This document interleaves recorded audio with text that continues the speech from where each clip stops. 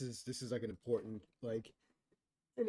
thing right here because we always talk about this, don't we, Joe? We always talk about giving up space and like when teams back up, they don't understand what they're doing. They don't really understand it.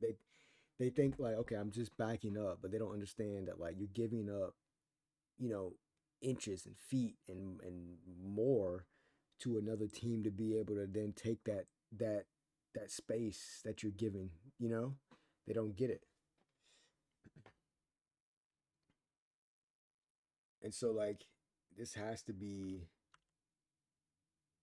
this has to be done the right way. So there's five squads left. Five squads left. We know there's a team here. We make two. There's like a couple teams over in this direction.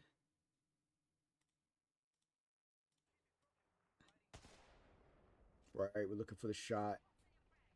I'm also staying back because I want to make sure there's nobody on my back. Teammate, he's over there cleaning up what he's cleaning up. And one of our focuses here is to try to get this team right here out of the building. Teammate wants to push it, but we just don't have an opportunity yet, right? It's not until I can at least try to get a knock on somebody that I can like make an opportunity for us to move up. Because you can notice this team's just shelling up, you know what I mean? And so I'm looking right here at this window because I know there's a guy that's like in that corner right here, and I'm waiting for him to peek. Right, I'm waiting for him to pick this sliver of the window. If we can get that knock, we can push. Right, I'm just waiting, waiting, waiting, waiting, and it's just reflex. Right, hit it for 210. Now we push. So the good thing about this is there's only one team here, and all the other teams are over here in this direction. So if anything does happen to where we start to get sent on, we can just revert back to where we were over here, or go to the low ground down here, or play over here. But luckily, we didn't get sandwiched here, so we were able to like just send this building. I nade the windows because I want them to not have an opportunity to try to rest, but they have lifeline. Team does a great job of getting in there very quick, and they pretty much clean it up. Yep, so they clean it up. So we got two squads left. Now, this is where if you're the other team that's out in the distance, this is where you should be taking space and walking up on us coming out the building. Because if you look at zone, we have to walk into zone. The other teams that are already in zone don't. And so if these teams are smart and aggressive, they'll walk up and hold us out, right? But let's see what they actually don't do. Is hold us out. This team doesn't hold us out. So this is like an important thing that like I always try to talk about, but it's unless you show it, it's very difficult to explain. So this team right here is up on the road, and they're doing exactly what I told you they should do, which is get up off the road, and they should watch us try to come in and hold us out. The problem here is I have a Kraber, and this team isn't really playing as a team. But what they do is they give up space after they get damage done to them. So I cracked this guy for 150. He backs up, and they're holding the bridge here, which is exactly what you want to do if you're this team.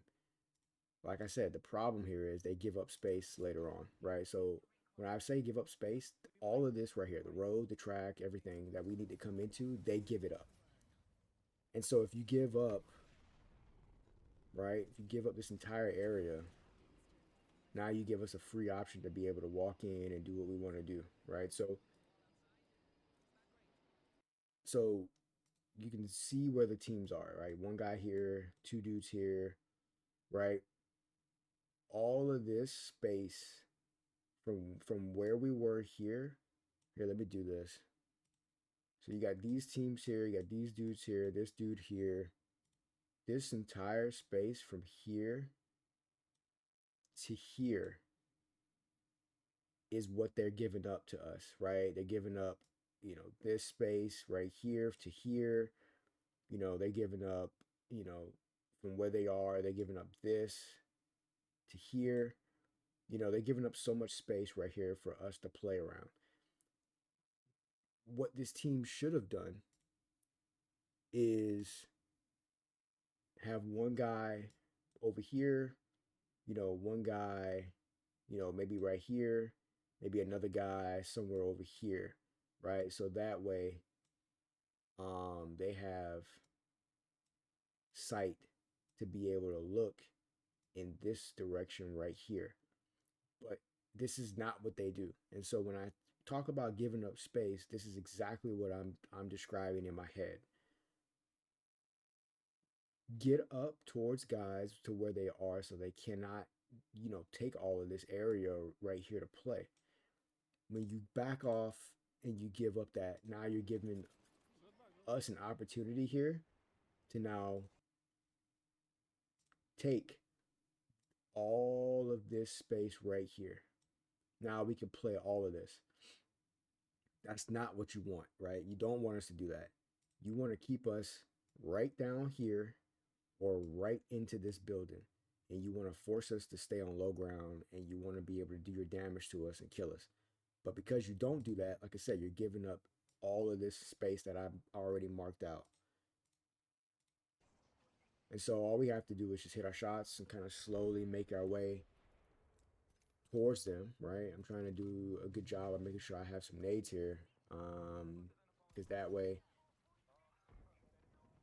we can kind of flush these guys out somehow, right? So like I said, look at all this now they gave us. All this right here they gave us, right? I have one shot left from Kraber, and I'm looking for like an opportunity here. I'm able to get that opportunity yet again, right?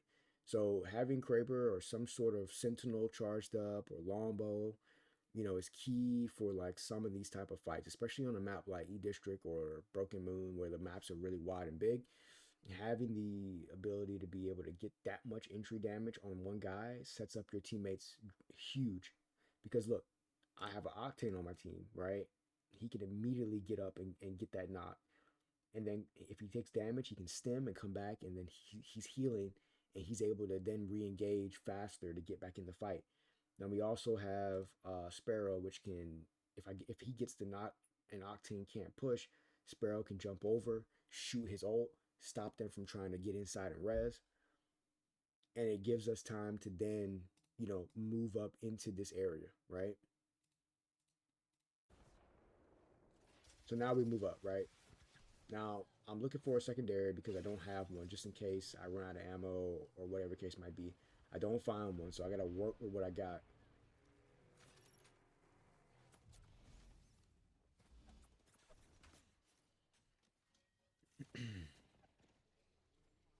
And so look at yet again, right? This team, look at how far back they're playing.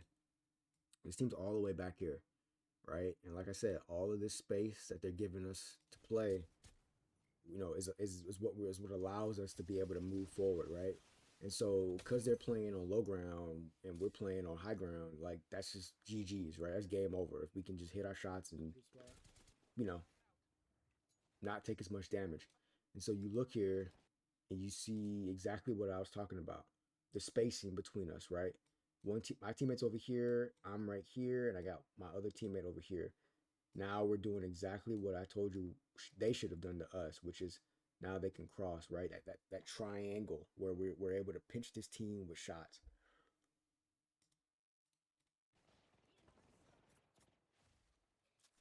Teammates getting an angle. I notice he does the damage. I come in as quick as I can. And I immediately do what I always tell you guys. When you're taking a fight, if you can, take high ground. Immediately take height. And I'm immediately able to then look inside of this, right? So this team made a mistake. I don't know how weak they really were, but they wasted their ult right here. The problem with Lifeline ult, especially if you have height, is you can look inside of the ult and obviously see players that are in it. if I was not a smart player and I didn't take high ground here, I would have been looking at just the shield and not thinking with my brain here.